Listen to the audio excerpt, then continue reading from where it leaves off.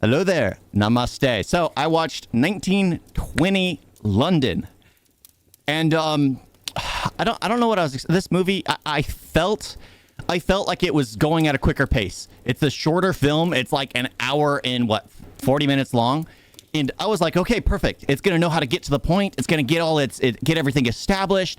It's going to go fast pace. But it starts off with basically a girl returning to her parents, which happened to be royalty. And then she's like, I'm going to tell you a story. So I was like, all right, it's starting with the end. And then it does a flashback to show that her husband was possessed, which was nothing but a dance sequence or a music montage of her being happy with her husband until they open up an envelope, which turns out to be an antique piece of jewelry. Yeah, an antique piece of jewelry. And what happens? The guy ends up getting possessed. And then we're back in the present. We're back in the future where she's talking to her parents.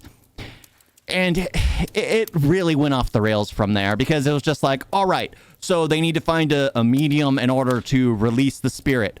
The medium they find realizes the spirit's too powerful, and the only person that can help them just happens to be the ex of the princess whose husband is now being possessed by a spirit. Oh my goodness. And it was just like, great. And then finally he offers to help, and I was pissed. Because I was thinking that, you know what? No, you let her husband die. You let him suffer through that. You do not want to be dealing with that. You do not want to save them with what she did. But this movie turned around. This movie did exactly what I wanted it to. And I was thrilled. I was absolutely elated. Of course, it took till the hour point for me to be like, yes, it's right. 10 minutes later, it screws me over. After it basically established everything I wanted in this movie, it goes around and makes him to be the bad guy. It was like, no, because she's in the beginning when they show the love sequence between the princess and her ex, who happens to be a shepherd boy. She keeps talking about how he's too afraid to talk to her father. What happens is her uncle tries to put his hands on her. So the shepherd boy beats her uncle up. And what happens? The father wants to have the shepherd boy who defended his daughter's honor executed. I mean, with sheer stupidity in story writing. Who would consider that? I mean, the whole concept of blue blood I find to be barbaric to begin with. So it was just like, no. It was aggravating because it was just like, this is the dumbest thing ever. And then what does she do? She begs her father, please don't kill him. I'll do anything. And then she basically tells him to call, basically get him in prison. He gets 5 years in prison for what she does. She basically says, oh, we're not friends. I don't know him. He was stalking me. All this lies.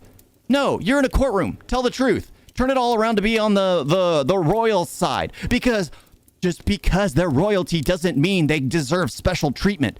The fact that she was too afraid to step out when she was calling her, the one she claimed to love, the shepherd boy, a coward, when she herself, who happens to share the same blue blood, was too afraid to say a gosh dang thing to her own father.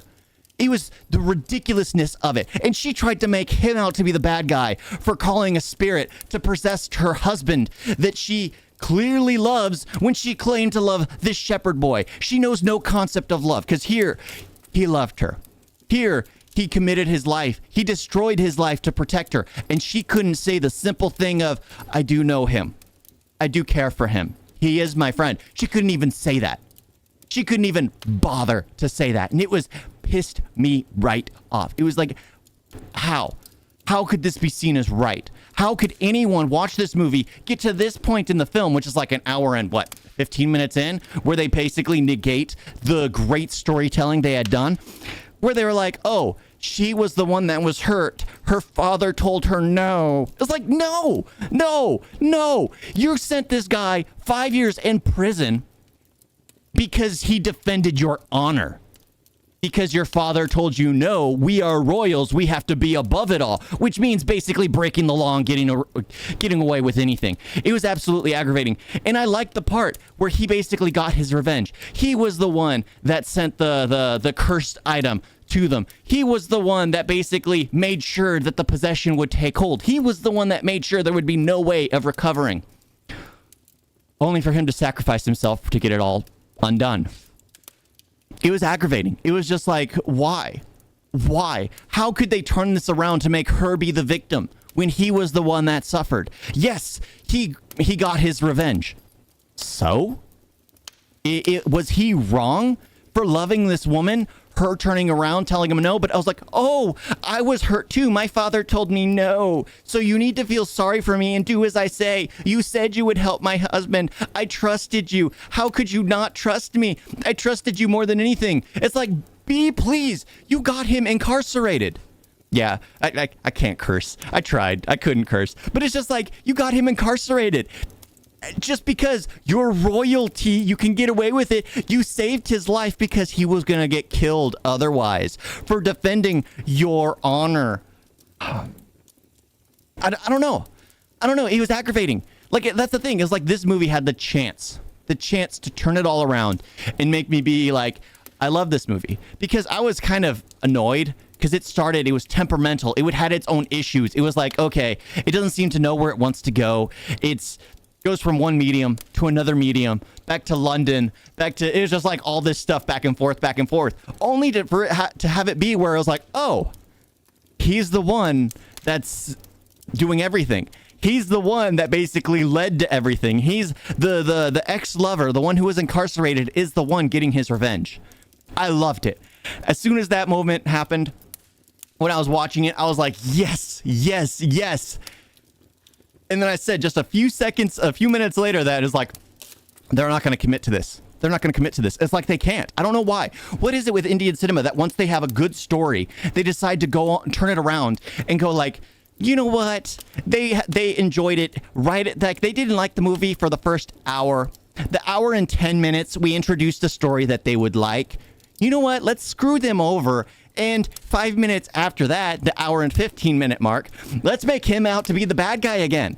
Let's make the girl who got her ex incarcerated because she was just too afraid to tell her daddy no. Yeah, let's make her out to be the victim. Not the guy who defended her honor. No. The girl who refused to tell her daddy no. Oh, yeah, as you can see, that really bothered me. It was just the dumbest thing. It was like the sheer stupidest way to tell this story. They could have done different avenues. Maybe a jilted lover who took things a little too far. But no, this didn't seem too far with the fact that her father told her no. So she decided to get the one she claimed to love in prison, destroying his life because he's never going to be able to be anything successful afterwards. Of course, he was nothing successful in the beginning, but now he's always going to be seen as that guy who beat up royalty, who basically stalked a princess. I mean, yeah. As you can tell, I was not a fan of the movie, especially after the hour and 15-minute mark. In the beginning, didn't care for it. As soon as it hit the hour, like an hour and 10, I loved it. Hour and 15-minute, back to hating it, and hating it even more than anything else. One ill turn does not deserve another. And the fact that he was getting away with his she didn't deserve it, honestly. But I felt justified in it. But then she tries to say, oh, my daddy told me no, so that's why you need to feel sorry for me. I did no wrong here. I was hurt too. You didn't suffer 5 years in prison. Of course, then again, he ended up becoming a medium while he was in prison. He had a guru there who apparently was in prison too. But yeah, this story's all over the place. This story didn't seem to know where it wanted to go. It was like, you know what? Some people will like this part. Let's have this part in here. And then a few minutes later, we'll do this. And let's have this part here. So I definitely do not recommend this movie. I definitely say no to this film. I watch these so you guys don't have to.